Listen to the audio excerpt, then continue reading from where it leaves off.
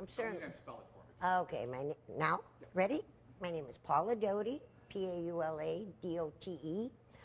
I certainly don't consider myself a chef. I'm a cook. Okay. This is the food I cook for my children. Okay. This is for the editors, so when we the name we don't misspell. Go ahead, Carl. I'm Carl Dote, D-O-T-E, Carl with a C, and I'm the general manager. I take the orders from... Should I call you owner, though? I'm the owner. Or should we call you co-owners? Co-owners, yeah. Co-owners is good. We don't want to overthink it. Like, there you go. Right. The head of Sears, we call him businessman. Co-owners, you know what I mean? Okay, I like that better. We don't overthink it. Okay, so I asked this question to everybody when I first... So let's say somebody's never been here before, right? And they walk in here. What should they expect when they get here? Very friendly. They should expect what my family expects at my kitchen table. My sister told me that one time. Treat them like you do at home. At your table, feed them the same way, and you'll have a good business. So we're trying. That's Carol, what we're trying. What kind of food, Carol? This is the food that we grew up on. Paula and I both grew up on, and she's really at the top of her game in making it today. Recipes from my mom, her mom, and recipes that she brought on herself. And this is Italian peasant food. This is the way it was years ago, and we brought it back. And do you think, if somebody comes out here, they're going to find food here that they maybe can't find at other places? We think so. There's a few items that Paula's making. Tripe is one of them. And the neck bones. She's really doing good with neck bones, which has now become somewhat of a delicacy. Which I didn't think they would bring them in like they do. Right. But they do.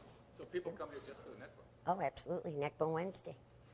Neck bone Saturday. We laugh about it, him and I, but yeah, they sure do. So If you look back like over 30 years, isn't there, people could come in for neck bones weren't a delicacy, right? They were exactly. Neck bones were something my mom and her mom used to put in the gravy just to get it some flavor. It was a cheap gravy. Exactly. Neck bones. I mean, we had pot roast in the gravy and meatballs, but this would make a cheap gravy. So here at Danny's, we made a meal out of it, and we serve it with a little side of pasta or a side of polenta, which was another item that Italian people ate years ago.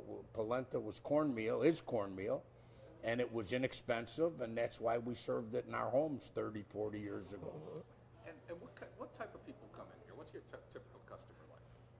Oh, my goodness. Yeah, we have a lot of, in the afternoon, a lot of working people, a lot of factory people, office people who work here in Melrose Park.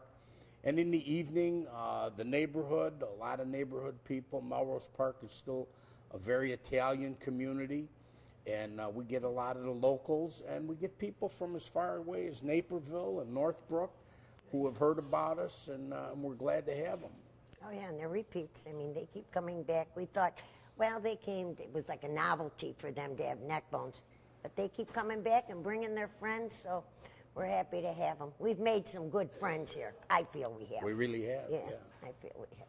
It must make you feel good that you're doing this and you got people who really enjoy being here, your family. Absolutely. It's a good feeling. Someone came in once and told Paula, this is like being in your basement at holiday time. And she said, well, this is what we do. And when you come here, we hope you feel that way. We hope you feel like you're at our home. I have another couple that comes here, and they were coming here often. She came in one night. She said, well, I finally did it. I said, what did you do? She said, I threw away my pots and pans. And they come every night, and that's the truth. They're just a nice couple. Their son is a policeman in town here, so. That's great. Yeah, sure, we feel good. Yeah. I mean, we've been doing this for 25 years.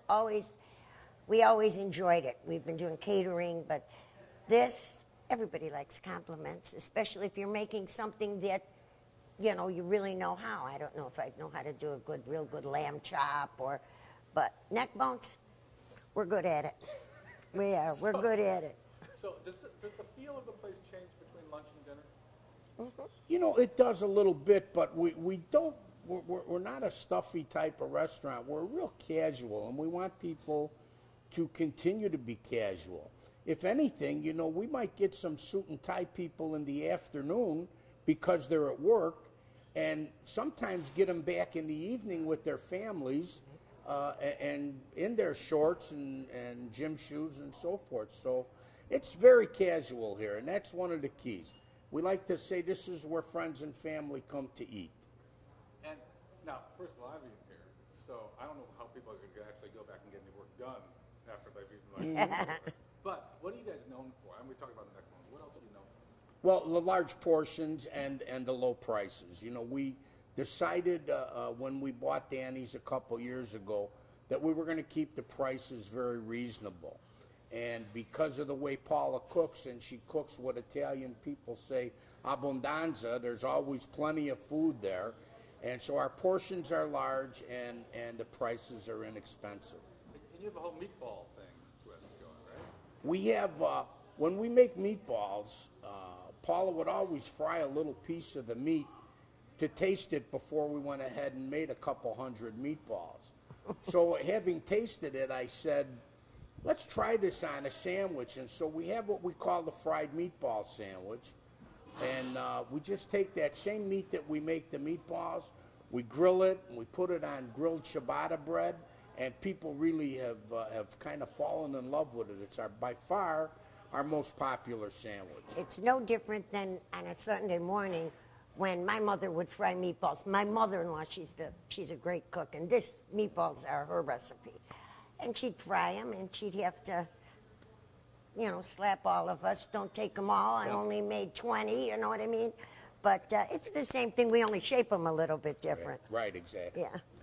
So do you find, like, you know, there's a lot of Italian restaurants, right, in the area? Oh, absolutely. Do you find that you're more like Italian restaurants used to be than the ones that are opening up now? This was the feel that we wanted to capture. We didn't want to be white tablecloth. You know, we didn't want to be pretentious, and we're certainly not. We're just the opposite. So this is the way it was. You know, the old bars in Chicago used to serve food right in the bar, maybe in a back room in back of the bar. We don't have a bar here, but the feel of that back room is here. Absolutely. And as I mentioned earlier, you know, being in someone's basement, being in someone's home, and that's the feeling not only physically, but the feeling that our staff presents to people, Absolutely. the casual atmosphere, and just come on in and eat good food, and let's have some fun. A couple more questions. When you talk about neighborhood, you're really like in a neighborhood, right? It's houses and whatever. This is a neighborhood, yeah. Okay. Well, All right, let's answer it. Take the order. Take it off the hook. Yeah. all right, thank you. We're talking about Right. So tell us a little bit like where you're situated, you know, the whole thing. We're located at 15th and Division in Melrose Park, and we're surrounded by homes. This was originally an old neighborhood grocery store, and we've left the deli cabinets in here as part of our atmosphere, and we're surrounded by homes. There's not too many businesses within 4 or 5 blocks. There's one other restaurant located here also, but we're surrounded by homes, so we are the neighborhood restaurant. Oh, absolutely. Absolutely, we are. Hold on a second. You good? Can I keep it going? Okay. So, when you guys worked here a long day and you go home, how do you feel? Tired. But that's okay. You know, sometimes my work is done, and my husband says, but you have to go back. People want to see you. And once you get here, you're glad you're back. It's almost like visiting. You know, I came back last night, and I thought, well, I'll leave at 7:30, but I stayed until 8:30 because my friends came in, you know, and I consider all of them my friends. And we visit, and we sit, and, Like you know, my cooking is mostly all done in the day. Sure. And this is like a labor of love for you guys. Absolutely. It absolutely is. One of the most important things is, you know, Paula insists on only buying the best ingredients we can find, and I do that part. And when she's done cooking and creating, we're out working the room. We're trying to talk to every person that's here, and that's important. And it's important to ask people if they really enjoy it. And our response has been great, and we're really happy with the way people have kept coming back. Oh, of course. And I tell them, you're not my friend unless you tell me the truth. Right. If you like the tripe, I want to know. If you don't like the tripe, I want to know that too.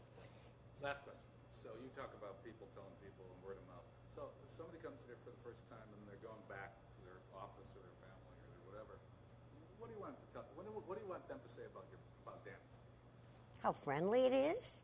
The food is good. That's what I want them to say. It's food you get at your home or your mother's. And I've had a million people tell me. I did have somebody tell me, this is better than my wife's mother's. So I took that as a great compliment. I just want to tell them it's good, it's friendly, it's clean, and, you know, go there, you'll eat good, and you'll have a good time, hopefully. Hopefully. And they'll tell their friends. And tell your friends. And Tell they your do. friends you They had a do. meal that was outstanding food, friendly service, and the prices were right. And that's important here at Danny's. So. All right. Right here. You better kiss him right now. Okay. All right, fair enough. Now, this time he's tell me a tall tale. You tell David a tall tale. Like Yeah, I'm telling them the story about I being want, Paul, I want you being looking at 15th in Okay. Division, and that's what we're located in the neighborhood, and that's what we're doing here. And back at David, Paul, look back at David. And that's why we're here. We just keep. I forgot. You tell David.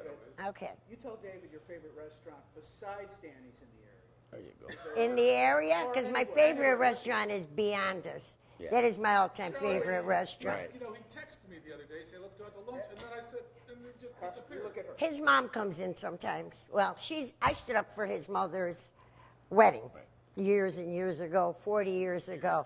And she comes in sometimes. I mean, they have the tribe, and she keeps calling me and telling me, it's wonderful, Paula, it's Carl, look at wonderful. David. But, yeah, that's my favorite restaurant. I've only been there twice, and I absolutely love it. But in the neighborhood, I mean, a